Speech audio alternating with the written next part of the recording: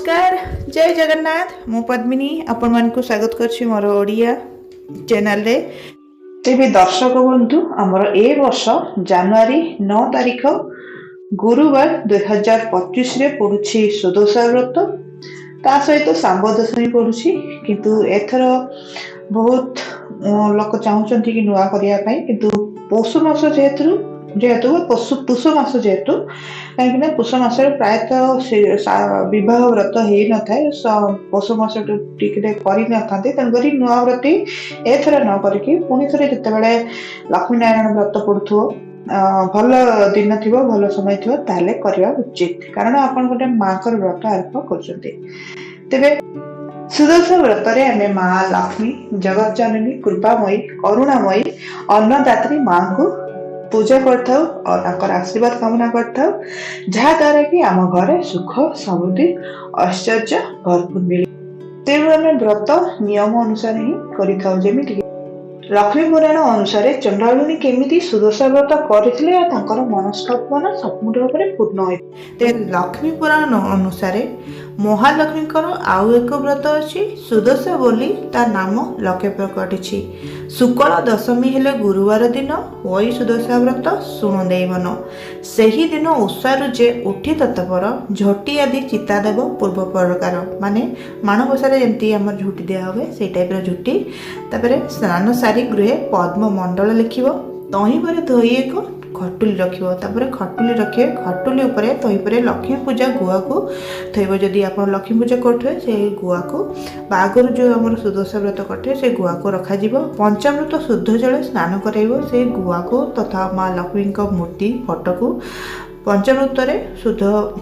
स्नान करके पुणी अथरे शुद्ध जल स्नान करिवो 10 घी सूतारे जे व्रत को करिवो 10 घी सूतारे व्रतटा हबो लक्ष्मी नाम 10 गोटी गंठी देव माँ लक्ष्मी नाम 10टी गंठी पड़ो माँ लक्ष्मी 10टी नाम हूँ प्रथम गंठी नाम लक्ष्मी नारायणी द्वितीय गंठी नाम माँ कमलिनी तृतीय गंठी नाम श्री हरप्रिया चतुर्थ गंठी नाम हूँ पद्मालया पंचम गंठी नाम हूँ कमला षष्ठ गंठी नाम हूँ चंचला सप्तम गंठी नाम हूँ विघ्नेश्वरी अष्टम गंठी नाम हूँ सिंदूर दुल्लारी नवम गंठी नाम हूँ दुर्गति नाशिनी और दशम गंठी नाम हूँ विष्णु पाटराणी। से ही व्रत 10 केरा दुबरे जे व्रत गुड़ाइब दुब घास देकी माँ लक्ष्मी को गुआ पाके ताकू थैब माने से व्रत को माँ लक्ष्मी को गुआ पाखरे रखिए करुले पूर्वर से व्रत पुरातन तबे व्रत डर आनी तही थैब भवन तपर जो व्रत आगरू कोठुए से पुराना व्रत को से व्रत उपरे रखिए तापरे प्रथम बालधूप नैवेद्य करेंगे तापरे भोग देव कि अरुआ चाउल एक माण तिंताइब ताकू गोटे चूना कर जतन रखिब कदली नड़िया छेना आदि 10 पुर माने 10टा मंडारे 10 प्रकार पुर देकी 10 गोटी मंडा करिब सत्तर माँ लक्ष्मी को पूजा करी भक्ति जीते से प्रसाद खाई दिन बंचब जे सुस्थे तापर से ही प्रसाद को खाई आप दिन दशमुखी दीपावली अच्छी ताले सुदशा व्रत निश्चित जनातु 10 वर्ण फलमूल मंडल बाढ़ला 10 धूप दीप नैवेद्य गंधपुष्प देला लक्ष्मी नारायण बोली स्मरण कला तेणु सुदशा व्रत दशमुखी दीपावली जालिबे ता सहित 10 वर्ण फल मूल भोग लगे पारे ता सहित सूता 10 घी अरुआ चाउल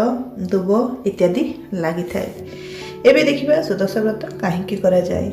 कथा अछि जे स्वर्गर अप्सरा माने माँ लक्ष्मी को प्रसन्न करिया पई सुदशा व्रत पालन करुथिले परे मर्त्तरे मध्य माँ लक्ष्मी को प्रसन्न करिया पई एही व्रत पालन करागला। ए प्रत्येकटी जिनिस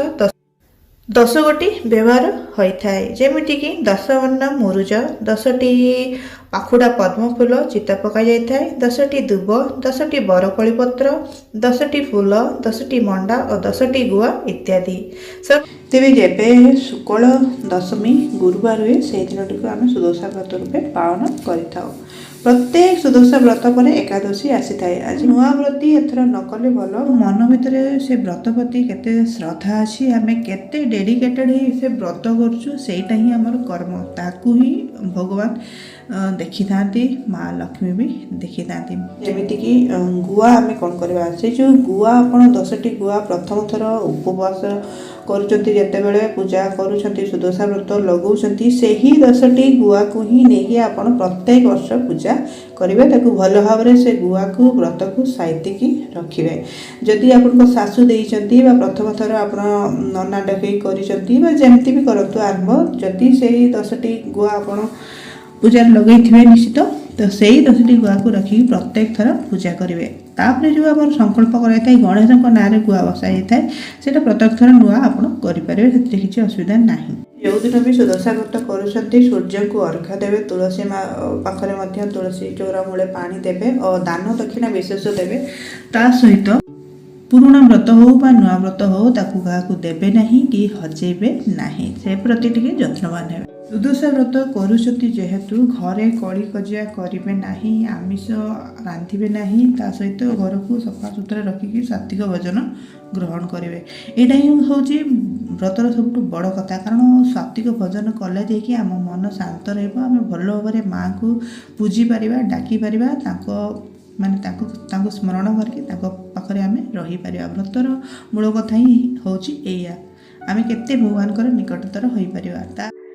माँ को निकटतर हवा माने माँ लक्ष्मी पूजा दिन से आम माँ को स्मरण करवा माँ मंत्र जनान स्तुति इत्यादि पढ़ा जिते आम माँ लक्ष्मी हो जेकोसी देवदेवी हो निकटतर रहा माने स्मरण करवा नाम उच्चारण करवा स्तुति पढ़ा ताले आम मन भितर आहरी माने मनटा आहरी शुद्ध हो आम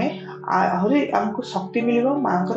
जो शक्ति से शक्ति आम भर संचारित हम और निश्चित भाव में माँ कृपा आमको मिल तेज दर्शक बंधु ये गोटे कथा कहि कि समस्ते जो व्रत होती आपण व्रत न बांधिकी भी माँ पूजा जमी व्रत दिन कराए सेमती खुशी रे अति आह्लाद घरे घरे सका उठी गाधा पाधा सारी घर द्वार समस्त लिपा पोछा करके झुंटी पकेबे माँ फूल आणवे गेंडु फूल तो आजिकल बहुत एवं मिलूँ मैंने शीत दिन जेहेतु बहुत गेंडु फूल मिल माँ को आणिकी भल भाव में सजई देवे माँ को सुहागन जिनस आणिकी माँ को व्रत पूजा लगे माँ को बढ़िया भोग करके लगे सहित माँ को 10 पुर वाला मंडा बनइबे तो ये ही माँ खुशी हे आप व्रत करते कि न करते ये बड़ कथा नुह कि आप मनर सहित के भक्तिर सहित माँ पूजा अर्चना कर माँ को से दिन डेडिकेट कर माँ से ही देखी था भगवान से ही देखी था आम मन भितर श्रद्धा और तेणु माँ लक्ष्मी अन्नदात्री जगत जननी कृपामयी आप माँ को पूजा करते माँ को आशीर्वाद निश्चय मिल नमस्कार जय जगन्नाथ जय माँ लक्ष्मी।